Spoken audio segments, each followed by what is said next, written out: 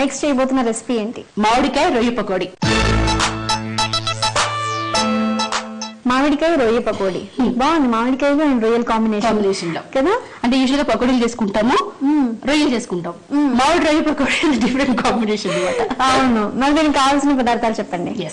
పచ్చి రొయ్యలు, శనగపిండి, మామిడికాయ తురుము, గరం మసాలా, పచ్చిమిర్చి పేస్ట్, ఉప్పు, నూనె, కొత్తిమీర, పసుపు. మామిడికాయ రొయ్య పకోడీ ప్రాసెస్ లోకి వెళ్లే ముందు ఒక క్వశ్చన్. చాలా క్వశ్చన్లు ఉన్నాయి నా మైండ్ లో. మీరు సినిమాలు కూడా చేశారు కదా, సినిమాలు చాలా సినిమాల్లో చేశారు. సో సినిమాల కెరియర్ ఎప్పటి నుంచి స్టార్ట్ చేశారు? ఫస్ట్ సినిమా ఏంటి? స్టార్టింగ్ ఫ్రమ్ అమ్మోరు చేశాను. రీసెంట్ గా అయితే స్నేహ గీతం చేశాను. మీ శ్రేయోభిలాషి. అతడు రెగ్యులర్ అతడు చాలా సీరియస్ గా ఉంటారు, సీరియస్ ఫేస్ ఉంటుంది, జోవియల్ గా ఉంటారు. అదే కామెడీ. అంటే నేను చెప్పాను కదా కామిక్ క్యారెక్టర్స్ చాలా సీరియస్ గా ఉంటుంది, ఎక్కడ చిన్న పంచ్ ఉంటుంది. Trivikram garu very nice working with him. Shruti garu process లోకి వెళ్ళిపోదామా?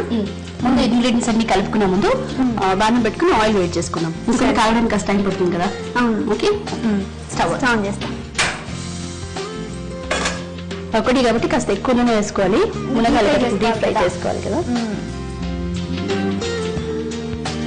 ఇప్పుడు మనం అది కాలుతూ ఉంటుంది. It will take some time.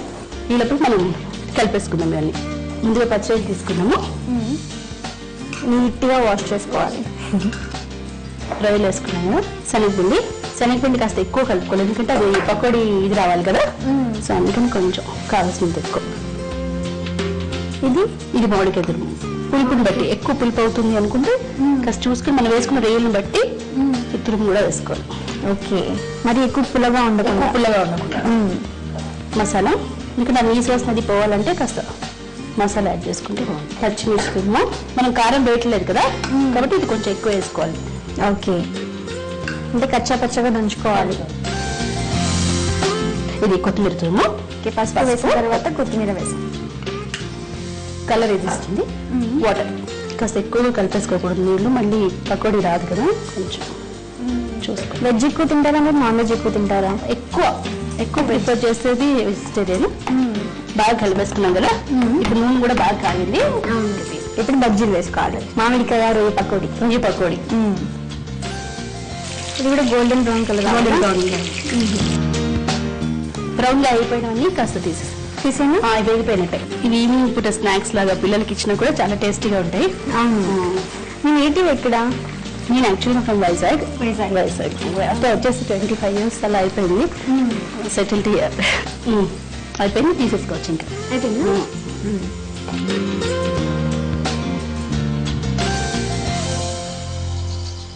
మామిడికాయ రొయ్యల పకోడీ రెడీ కదా.